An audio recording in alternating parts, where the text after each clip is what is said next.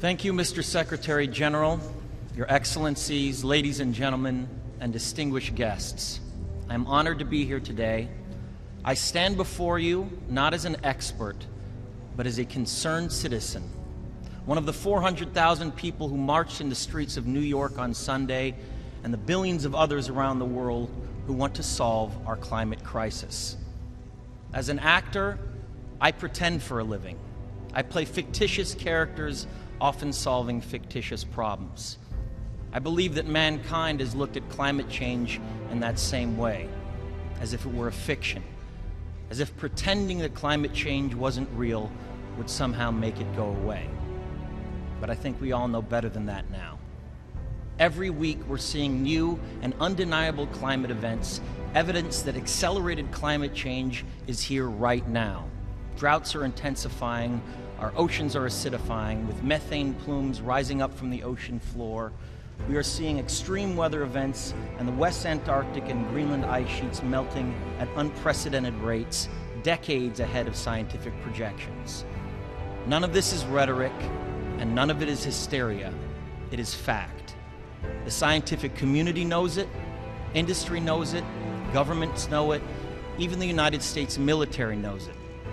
The Chief of the U.S. Navy's Pacific Command, Admiral Samuel Locklear, recently said that climate change is our single greatest security threat. My friends, this body, perhaps more than any other gathering in human history, now faces this difficult but achievable task.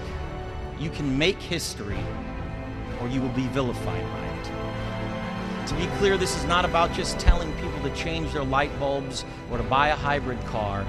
This disaster has grown beyond the choices that individuals make. This is now about our industries and our governments around the world taking decisive, large-scale action.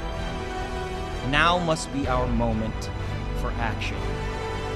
We need to put a price tag on carbon emissions and eliminate government subsidies for oil, coal, and gas companies. We need to end the free ride that industrial polluters have been given in the name of a free market economy. They do not deserve our tax dollars. They deserve our scrutiny. For the economy itself will die if our ecosystems collapse. The good news is that renewable energy is not only achievable, but good economic policy.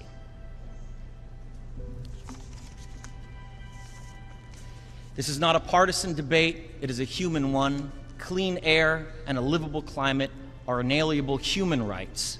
And solving this crisis is not a question of politics, it is a question of our own survival. This is the most urgent of times and the most urgent of messages. Honored delegates, leaders of the world, I pretend for a living, but you do not.